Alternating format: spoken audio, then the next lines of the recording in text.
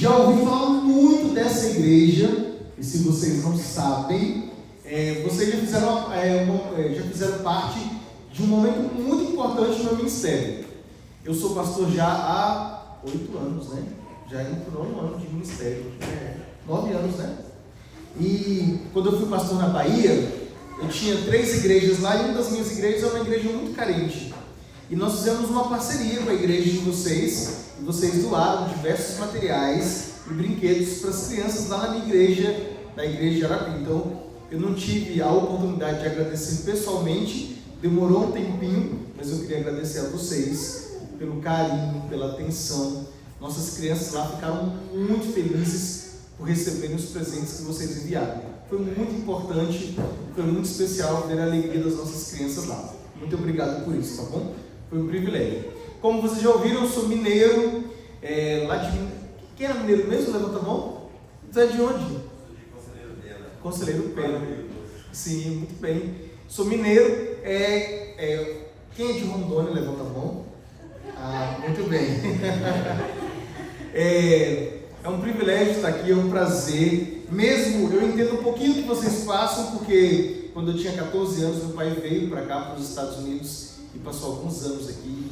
A gente ficou distante. Eu sei que muitas vezes a gente não pode voltar para a nossa terra. É difícil estar numa terra diferente. A saudade aperta de vez em quando. Eu super entendo como funciona isso. Eu passei 9 anos sem ver meu pai. Então, eu sei que às vezes a saudade aperta de vez em quando, né? E para a gente, no contexto todo, é um privilégio estar aqui juntos em família, porque eu sei que é muito difícil, nem todo mundo tem esse privilégio. Quero agradecer a Deus também por isso. E vamos à Bíblia, vamos à mensagem de hoje. O tema é: não olhe para Jesus. Não olhe para Jesus.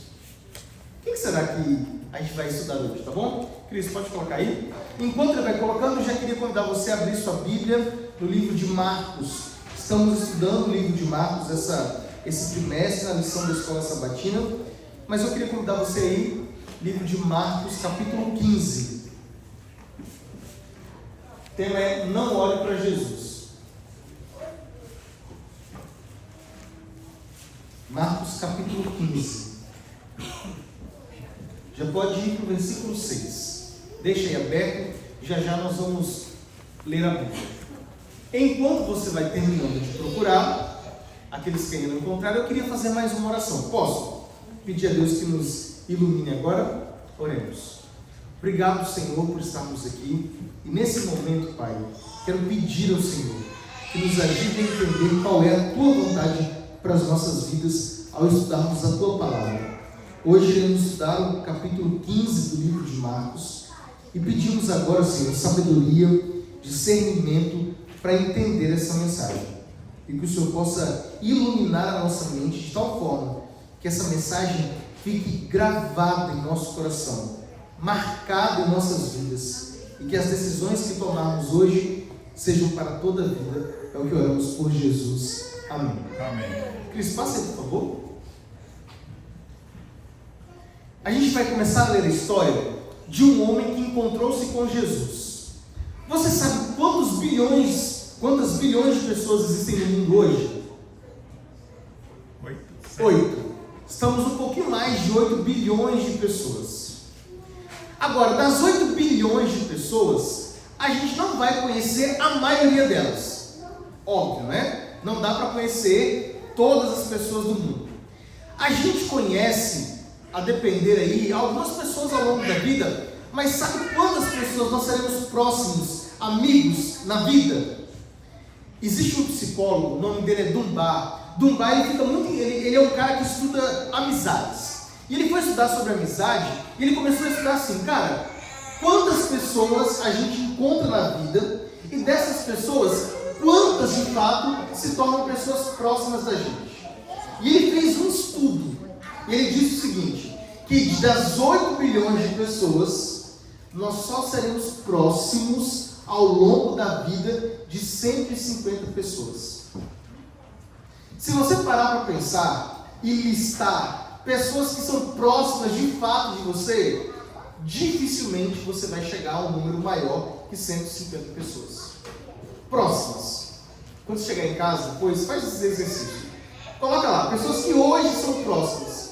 Ele fala o seguinte: olha, às vezes você vai conhecendo novas pessoas, mas outras vão ficando pelo caminho.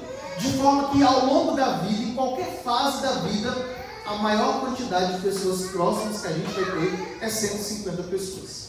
E ele disse mais: das 150, só 5 vão ser amigos íntimos. Aqueles amigos mais chegados que irmãos. Geralmente são 5. Pessoas que você pode contar de fato. Não sei se ele está muito certo, mas a grande verdade é que a gente conhece poucas pessoas na vida, não é? A gente não conhece muita gente. E às vezes, encontrarmos com uma pessoa é quase um privilégio. Estamos juntos aqui, estou vendo alguns de vocês pela primeira vez na minha vida, e diante de tantas pessoas no mundo, encontrar você aqui hoje é quase um privilégio. Assim, é uma sorte, porque a gente dificilmente se encontraria em outras circunstâncias. Não é fácil encontrar muita gente por aí. Então encontrar você é um privilégio. E desses encontros que a gente tem na vida, alguns eles têm impactos mais fortes na vida da gente. Tem pessoas que a gente se encontra às vezes uma única vez e elas mudam a nossa história. E hoje eu vou dizer para vocês do encontro que Jesus teve com uma pessoa e de como esse encontro transformou a vida dessa pessoa e de como esse encontro pode transformar também a nossa vida. Vamos à leitura? Marcos capítulo 15, versículos 6 e 7. Vou ler pelo texto que está aqui, tá bom? Olha o que diz. A cada ano, durante a festa da Páscoa, era costume libertar um prisioneiro, qualquer um que a multidão escolhesse. E entre os prisioneiros, quem era um dos mais famosos que estavam lá? Barrabás, um revolucionário que havia cometido assassinato durante uma revolta. Tem algumas coisas muito importantes nesse texto que vão dar para a gente uma pista desse encontro. Barrabás estava preso. Você sabe qual o significado da palavra Barrabás? A gente viu aqui na historinha das crianças que os nomes têm significados. Barrabás significa filho do pai. Então o pai de Barrabás tinha tanto orgulho desse menininho, ele queria tanto essa criança, que falou: vou colocar o nome dele de Barrabás, filho do pai. Ou seja, eu quero que todo mundo que olhe para essa criança saiba que eu sou o pai dessa criança. Que ele tem um pai, ele é uma pessoa escolhida, ele é uma pessoa especial. Então o nome Barrabás significava isso, filho de um pai. Não era uma pessoa qualquer, ele tinha um pai. E esse menino, ele foi crescendo, foi vivendo a vida dele, e a hora em que a gente conhece a história de Barrabás, a gente já conhece nesse contexto aqui. A Bíblia não fala nada da infância de Barrabás, a Bíblia não fala da juventude de Barrabás, a Bíblia só fala que Barrabás um dia estava preso, e ele estava preso por algumas razões, e a principal delas era, ele era um revolucionário, e além de ser um revolucionário, alguns lugares da Bíblia chamam ele de ladrão, malfeitor, arruaceiro, algumas traduções dizem isso, mas no final ele era um assassino. Ele matou alguém em uma das revoltas, e por causa disso ele estava preso. Primeira pergunta: Barrabás merecia estar preso? Sim ou não? Por quê? Porque ele era um revolucionário que havia cometido um assassinato. E qual era, naquela época, a sentença para uma pessoa que cometia assassinato? Morte de cruz. Morte. Morte de que jeito? Cruz. Cruz. Então Barrabás era um homem que estava preso e em pouco tempo ele seria morto na cruz. A Bíblia apresenta ele nesse contexto. O filho do pai agora estava preso, esperando a cruz. Ele merecia a cruz? Sim ou não? Merecia. A cruz, para vocês terem uma ideia, a cruz era um dos instrumentos de morte mais bárbaros que havia no mundo antigo. Nada superava a cruz. A morte na cruz era uma morte lenta. As pessoas não morriam porque suas mãos eram crucificadas, porque seus pés eram crucificados. As pessoas morriam pelo desgaste físico que era estar na cruz.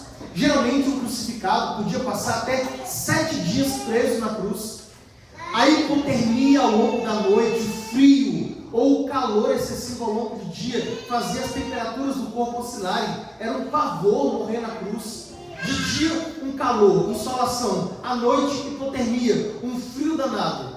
Além disso, o sangue que corria lentamente era horrível, porque a pessoa ela começava a sentir frio, alterava todos os sintomas, né, toda a organização do corpo, o funcionamento do corpo, era muito ruim. Além disso, tinha um problema muito grave: o peso da pessoa fazia com que os seus pulmões ficassem comprimidos, dificultando a respiração.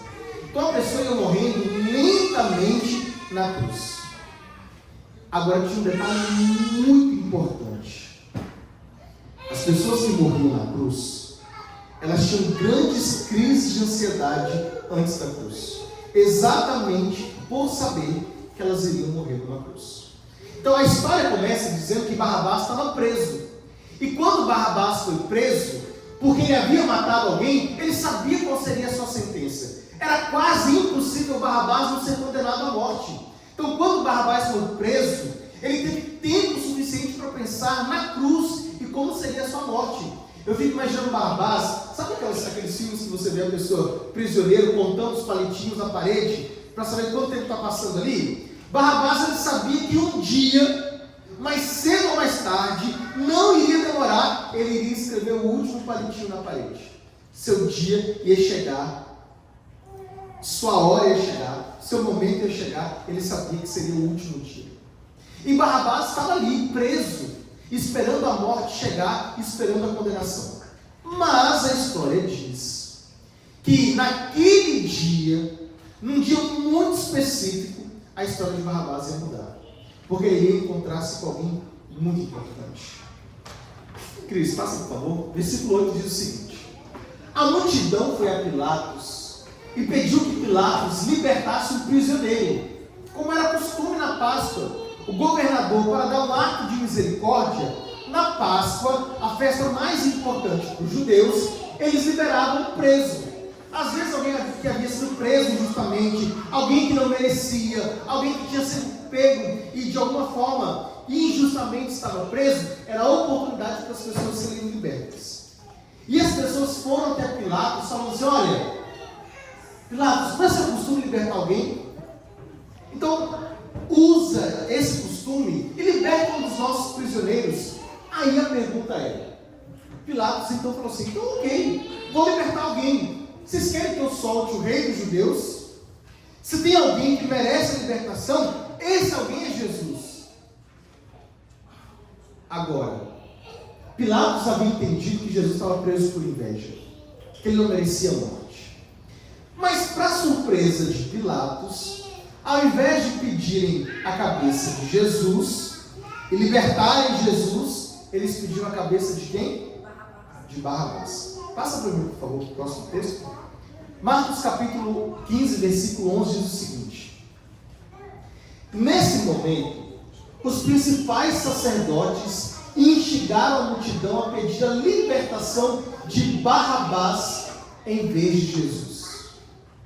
Então a multidão começou a pedir: olha, nós queremos que soltem Barrabás, nós queremos que soltem Barrabás. E Pilatos começou a ficar angustiado. Por quê? Porque ele sabia que Jesus não merecia a morte, ele sabia que Jesus era inocente, ele sabia que Jesus precisava estar ali, solto, para continuar a vida dele, e que Barrabás era um preso muito famoso e conhecido.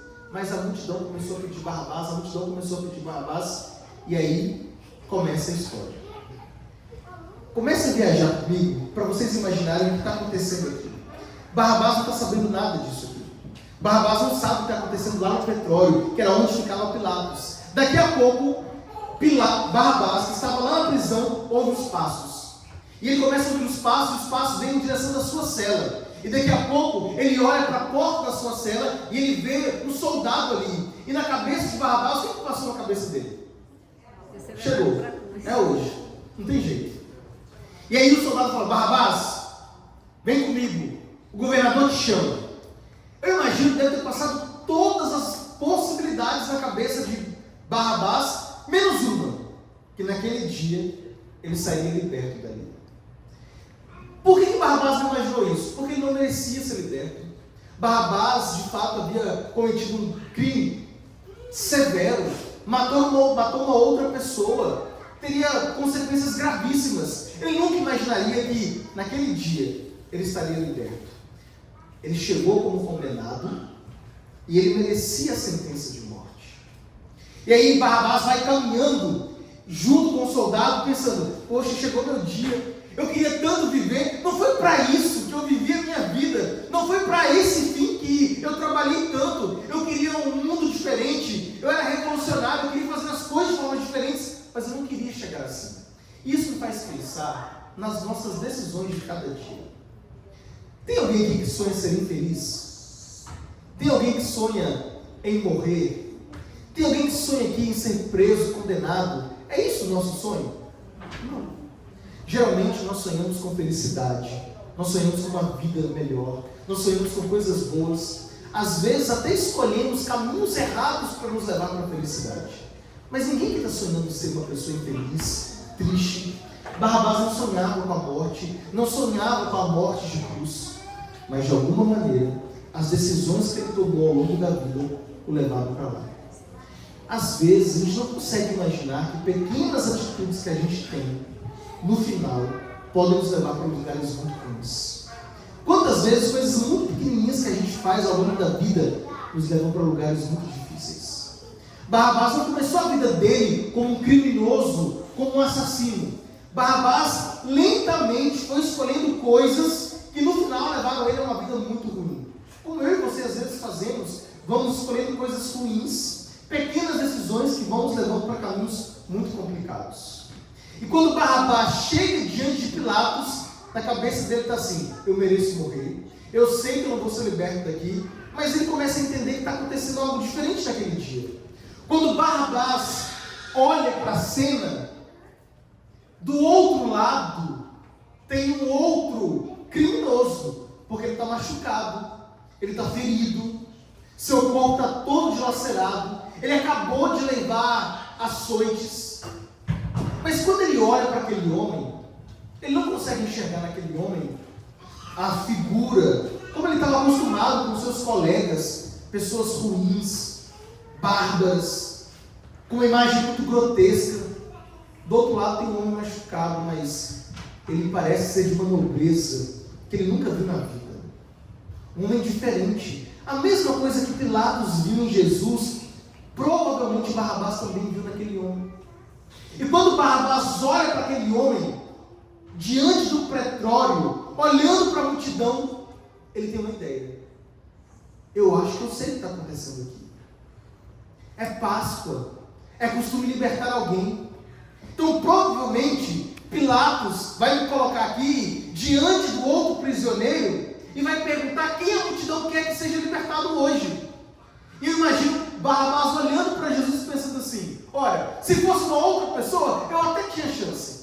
Mas olhando para Jesus, vendo a pessoa que está ali, a gente não sabe exatamente se Barrabás sabia quem era Jesus ou não. Alguns estudiosos dizem que ele sabia quem era Jesus, outros afirmam que não. Não dá para ter certeza. No texto bíblico, a única vez que Barrabás encontra com Jesus é aqui.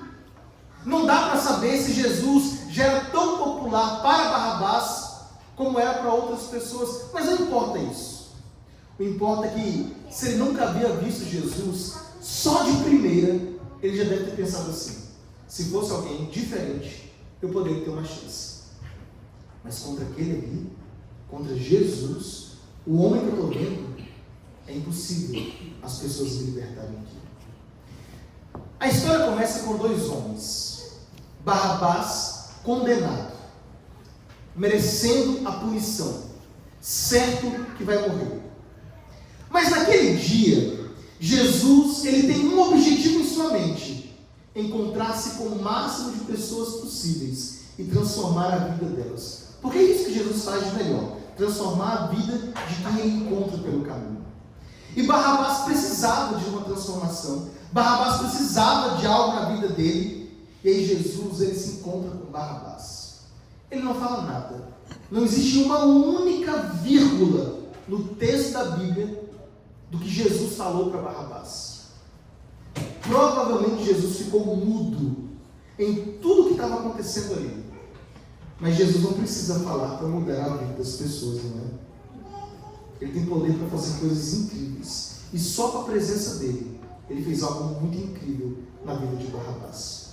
Jesus chega naquela história inocente, sem merecer a morte, não é culpado de nada, um homem livre. Mas a história de Barrabás com a história de Jesus vai haver uma troca. E essa troca é a coisa mais incrível que pode acontecer na vida de alguém, que alguém quer fazer na nossa vida também. Pilatos olha para a multidão e pergunta: quem vocês querem que eu liberte hoje? E por espanto, aquele grupo pede para que Barrabás seja liberto. E cada vez mais alto: solte Barrabás, solte Barrabás, solte Barrabás. E é incrível porque para Barrabás aquilo foi um choque. Para Barrabás aquilo foi assustador. Ele nunca imaginaria que ele seria o escolhido. Mas para Jesus, ele já sabia o que ia acontecer. Não foi novidade para ele saber que naquele dia ele sairia condenado, sairia para a morte. Mas tinha um detalhe muito crucial nessa história. Quando uma pessoa chegava na prisão e ela era sentenciada à morte, ela tinha alguns passos. Existia um departamento no sistema judiciário da época que era responsável por medir a pessoa, olhar para ela e preparar uma cruz para aquela pessoa. A pessoa que carregava uma cruz na época de Cristo, diferente do que os filmes mostram, elas não carregavam toda a cruz. As pessoas só carregavam a haste horizontal da cruz, porque senão seria muito mais pesado do que uma pessoa era capaz de suportar. Porque a cruz, ela tinha que ter peso suficiente para aguentar a pessoa crucificada.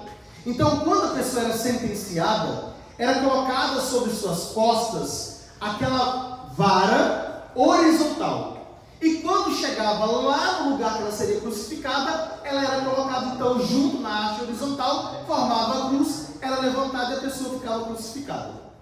Então, muito aqui, provavelmente nessa história, a pessoa que era crucificada, ela não podia ser crucificada em qualquer cruz. Porque não era toda cruz que aguentava o peso de qualquer pessoa. A cruz, ela era personalizada, feita para cada pessoa, para suportar o peso. Imagina o fiasco de colocar uma pessoa na cruz e a cruz não suportar, a pessoa cai. Então, tinha que ser organizado. Então, quando a pessoa chegava lá e Pilatos fez isso com Barrabás, Barrabás chegou, foi pesado, foi medido e uma cruz específica foi organizada para ele. Mas tinha um detalhe também: a cruz não era feita da noite para o dia, demorava um tempo, tinha que captar madeira, tinha que organizar. Então demorava um tempo da sentença até a crucifixão. Mas quando você lê essa história, foi rápido. Jesus não ficou preso. Pilatos imediatamente, passa para mim, por favor. No versículo 12 e 13 diz: Pilatos perguntou: o que eu farei com esse homem que vocês chamam de rei dos judeus? E a multidão: crucifique-o! Gritou a multidão. Pode passar o próximo? Nesse momento, não, pode mais um? Vai mais um? Volta, pode voltar. Pode voltar mais um? Pronto. E a multidão gritou: crucifique-o! E o texto continua dizendo que imediatamente, depois de mandar aceitar Jesus, entregou ele para ser crucificado. Jesus já saiu para a cruz. De quem era a cruz? Barrabás. De Barrabás. A cruz que Jesus foi crucificado não era para Jesus. A cruz que Jesus foi crucificado, ela havia sido preparada para uma pessoa, Barrabás. Mas quem assume aquela cruz? Quem pega aquela cruz? Jesus. Mesmo peso, provavelmente mesma estatura, próximo, tinha uma mesma configuração corporal. Jesus assume o lugar de Barrabás. E aí, no final daquele dia, Barrabás sai livre, apesar de ter chegado ali como culpado. E Jesus, que chega como culpado, sai como? Perdão, Jesus que chega inocente, sai condenado. É uma troca. Jesus entra inocente, sai condenado. Barrabás entra condenado, sai inocente. Barrabás só viveu porque alguém morreu no lugar dele. Quem foi essa pessoa? Jesus. A história de Barrabás e a história de Jesus, ela é um resumo do que Jesus faz com cada um de nós. É a mesma coisa. Semelhantemente a Barrabás, todos nós estamos condenados. Semelhantemente a Barrabás, nós quebramos uma lei. Somos condenados. Nós quebramos as leis do Senhor e por isso merecemos a morte. E não tinha ninguém que poderia nos salvar. Não tinha ninguém que poderia assumir o nosso lugar. Mas Jesus, Ele entra na nossa vida e Ele troca de lugar com a gente. Nós que éramos condenados por causa da morte de Cristo, nós somos inocentados. E Ele que é inocente de tudo, Ele assume a punição para os nossos atos e na cruz Ele dá a vida dele por nós. E ao oferecer a vida dele por nós, nós temos agora a oportunidade de viver uma nova vida, uma vida livre. Sabe o que eu queria muito saber? E a Bíblia não diz nada. O que aconteceu com Barrabás depois que ele saiu dali? Já parou para pensar o que aconteceu com Barrabás? Tudo que aconteceu na vida dele. Barrabás mata alguém, é condenado e quase perto da condenação, um homem entra na sua vida, toma o lugar dele, morre na cruz que ele merecia carregar, morre na cruz que ele merecia morrer, e agora ele sai livre. O homem que sabia que ia morrer, sai do tribunal inocente, e ele pode agora continuar vivendo a vida dele. O que será que Barrabás fez depois daquele dia? Será que Barrabás voltou para a vida antiga que ele tinha? Para os crimes que ele cometia? Ou Barrabás começou uma nova história, vivendo de um novo jeito, uma nova oportunidade? A mesma pergunta que eu faço em relação a Barrabás é a pergunta que eu e você precisamos fazer para nós mesmos todos os dias. Quando você entende que Jesus morreu por você, salvou você, e que você só vive por Ele, o que você está fazendo com a sua vida após isso? Vivendo de qualquer jeito ou vivendo de um novo jeito? Mas a história não termina aqui. Você lembra o título do sermão? Não olhe para Jesus. Como assim não olhe para Jesus? Para você entender isso, eu preciso mostrar para vocês uma história muito legal de alguém que encontrou com Jesus. Cris, passa por favor. A história de Pedro Sarubi. Você conhece quem é Pedro Sarubi? Esse rapaz aí. Quem conhece esse homem, levanta a mão. Minha sogra e Lívia já ouviu esse sermão outra vez, então elas conhecem. Alguém mais conhece Pedro Sarubi? Quem já assistiu o filme A Paixão de Cristo? Levanta a mão. Aquele do Mel Gibson, que Jesus está na cruz e tal, bem pesado. Quem já assistiu, levanta a mão. Então você conhece Pedro Sarubi. Pedro Sarubi é o ator que fez Barrabás no filme. E agora, olha que história curiosa, a história do Pedro Sarubi. Pedro Sarubi era um ator, foi chamado por Mel Gibson para poder fazer Barrabás, e ele não queria fazer Barrabás, porque Barrabás, ele tinha só uma cena, e por uma cena, talvez demoraria ali 1 ou 2 semanas para ser gravada, ele ganharia bem menos se ele fosse um outro personagem. Ele queria ser Pedro, passar mais tempo no filme, né? Mais tempo de cena, ganharia mais, o cachê seria maior.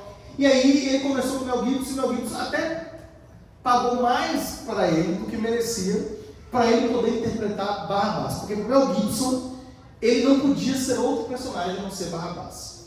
E a cena, se você já assistiu a cena, você sabe que a cena é uma cena muito legal.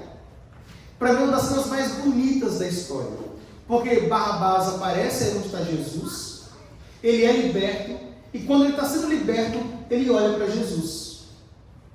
Mas eu vou deixar o Pedro Sarubi contar a história para vocês. Pode apagar todas as luzes, por favor. Pode colocar o vídeo para mim.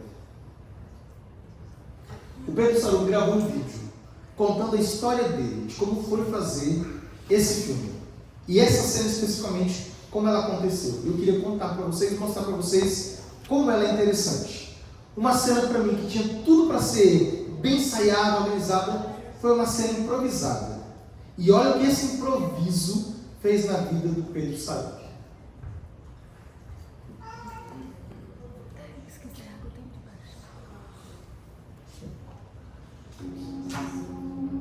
Se você pagar aqui, também pode pagar. Essa coisa ligou de maneira mais forte tudo aqui. Para a gente da arte, do cinema, da televisão, do teatro, que normalmente não tem sensibilidade, tem uma sensibilidade artística, mas não espiritual.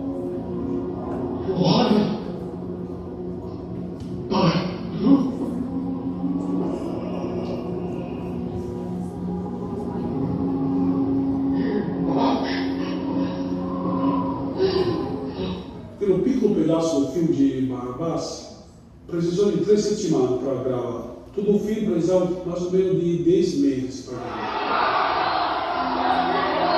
Na segunda semana, chegou o Cristo no céu. Normalmente, o ator e um filme viram muito juntos. Por isso, você viu num filme, eu faço um criminal e tem uma vítima que eu procuro de matar, no filme, mas um almoço vamos juntos no restaurante, né? Essa é a função artística.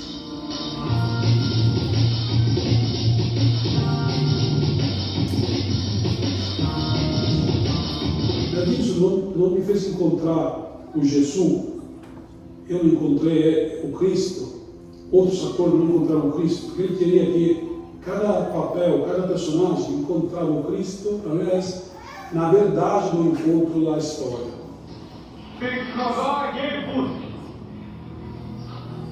E o ator sempre sai entra do personagem, do papel. Eu faço um personagem, stop, curta. Essa 24-36. Sigarette, telefone, um café, tudo bem. Azione! Ele ficou todos os dias, para todos os dias da semana, indo no personagem de Jesus. Ele não falava com ninguém. Ele estava fechado no seu dolor, na sua paixão. Ele estava no fumar, não bebia, não falava, não manjava. Uma concentração gigante, uma coisa impressionante. Foi para mim um testemunho, foi para mim um maestro de como elaborar, de como trabalhar. O Mel Gibson me falou, não olhar nunca o Cristo nos olhos. Você não sabe o que é Cristo, você está na prisão antes que chegasse Cristo de Jerusalém. Você não sabe o que é. Você vai embora. Se você, quando vai embora, perceber isso, percebe, você em cima do grau, percebe o olhar de Cristo, vai olhar todos. E realmente percebi como um calor, um pequeno calor nas costas aqui. Eu me esquisei a situação de olhar Cristo. Então, estava atrapalhado, porque estava acontecendo achando muito para me liberar. Porque da gente que eu aquele atrapalhamento me esquisei. Me lembrar com o calor, tem que olhar Cristo. E voltei, convite de me virar para olhar ele, que estava nas costas. Convite de encontrar olhos, convite de olhos de um homem que está olhando outro homem que está a casa dos filhos. Naquele olhos não me deixou nunca. Foi um período longo, difícil, doloroso, chorar. Como toda a minha vida, não chorei nunca. Meu pai é muito forte. Quando eu criança me falou que um homem não chora nunca chora. Só a mulher vai chorar. Eu toda a vida não chorava. Mas naquele ponto, para um ano chorei porque eu não consegui ficar um equilíbrio. É como podia Cristo amar um pecador. Com tanta gente boa que tem no mundo, como pode olhar para mim? Eu não fui um inimigo da igreja, nunca. Mas agora compreendo que cada meu comportamento errado, cada meu pecado, era uma machucada, um corpo a Cristo. Que cada dia com minha vida errada, colaborava, contribuiu a apontar o prego na mão de Cristo na cruz. Pode pausar.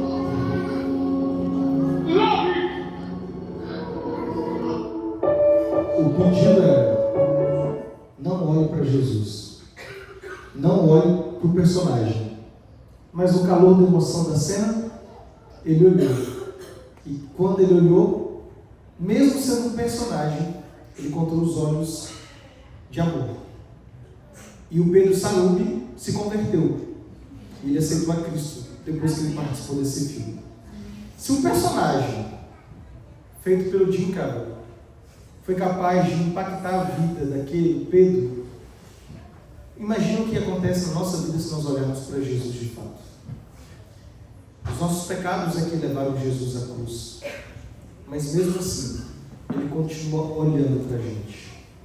E muitas vezes a gente vive independente dele, caminhando pela vida sem precisar dele.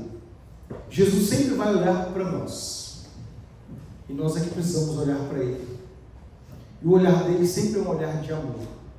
E quando a gente pensa na cruz e o amor que ele demonstrou para a gente, deveria ser a maior motivação para a gente viver uma vida inteira para esse Deus. Amém. Se ele entregou a vida dele por nós, quem somos nós para não entregar a nossa vida para ele também?